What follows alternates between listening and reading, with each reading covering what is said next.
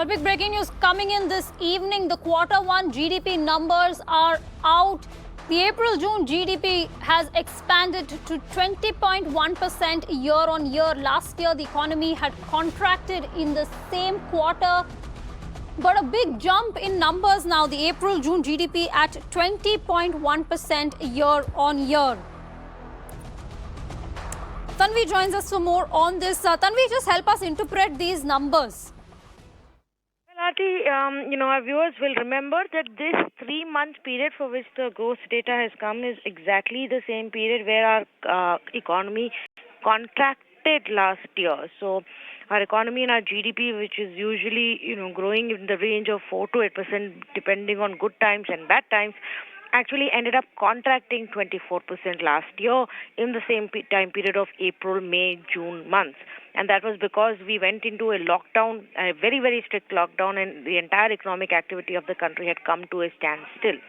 So now, as a percentage, that is the economy performance that we are basing it on. Hence, you're seeing a big jump, a 20% GDP growth figure that is coming through. This is largely, Aarti, in line with the expectations. Most of the experts and economists are projecting a similar growth.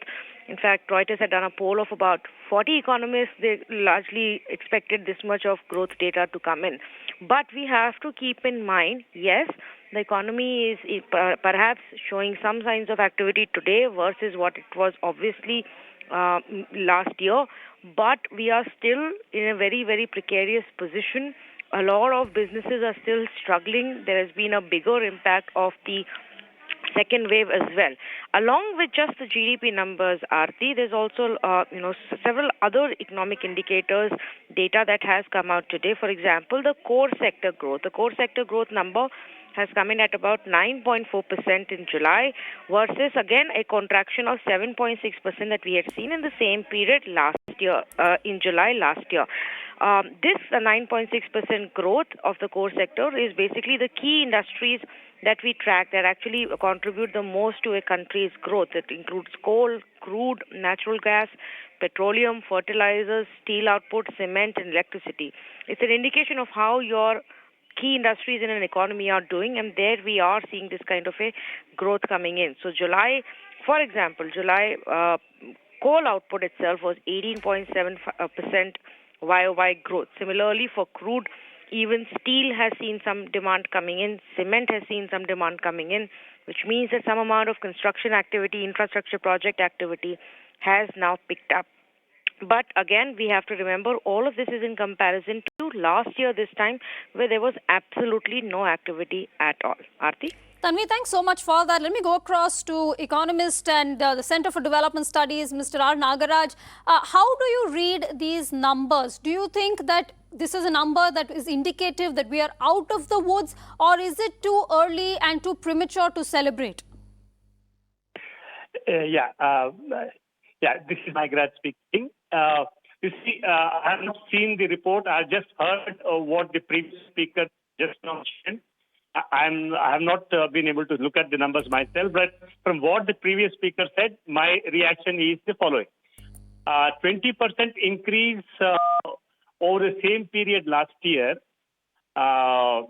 is a good sign. It is more than what many others have predicted, but it is still lower than what it would have been in the pre-COVID period, that is 1920.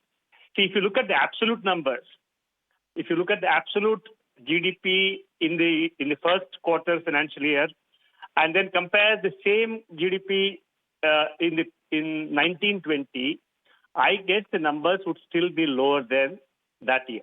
Am I clear? Yes, sir. In that case, I think, which means that we have not fully recovered from the pandemic and the lockdown. Mm-hmm.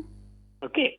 So we still, maybe hopefully by the year end, we will have some more pickup, and then we will be able to get back to the level we were before the pandemic. But we are not sure yet. Because if you recall, last year, that is during the pandemic year, the economy contracted by 8% for the whole year. And for this quarter, for the first quarter financial year, it had contracted by 33%. Okay. Yes. So if it has to come back to the same level, it has to grow at least at 33%, which it has not. Okay. Therefore, I think we are not yet where we were pre-pandemic. So the year may at best end with the pre-pandemic level. That's the best hope me and I'm sure many economists have. Well, let me So take, that's the- Professor Nagraj, I really appreciate you joining us, and if I can request you to stay with us, I can go across to Professor Arun Kumar. Let's see if he agrees or disagrees with your views there. Professor Arun Kumar, what would you make of these numbers? Does it flatter to deceive? Is it something, a trend that we can see continuing despite fears of a third wave? Predicting for the future is always difficult, especially when there is a lot of uncertainty. But what is clear is that the economy was not hit as hard in the second wave as it was hit last year during the lockdown. And that's why, there's a positive, good rate of growth that is visible in the economy. But as was being said, that does not mean that we are back to the pre-pandemic level for this quarter.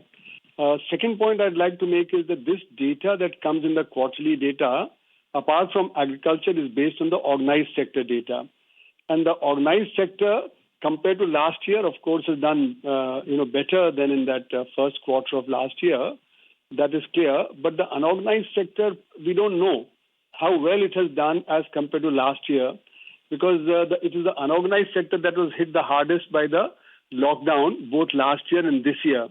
Now, it may have been hit less hard this year than compared to last year, but we have really no data on that.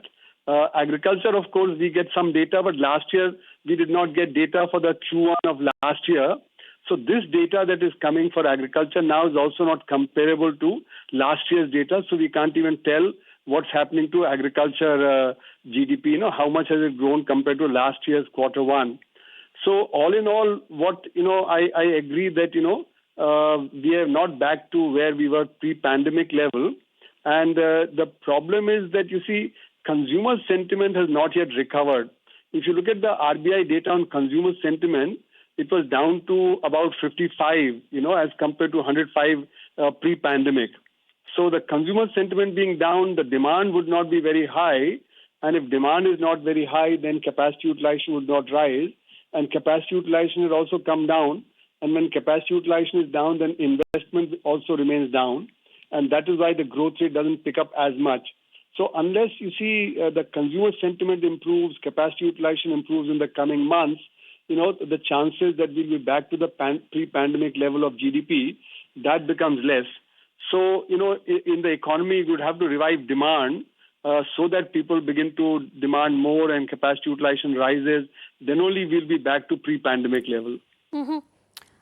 Well, Professor Nagraj and Professor Arun Kumar, thank you so much for speaking to Mirror Now. Appreciate you joining us with your expert views there. For all the viewers who are just joining us, the April-June GDP figures are out. The economy has expanded 21% year on year. Last year, in the same period, in the same quarter, the economy had contracted.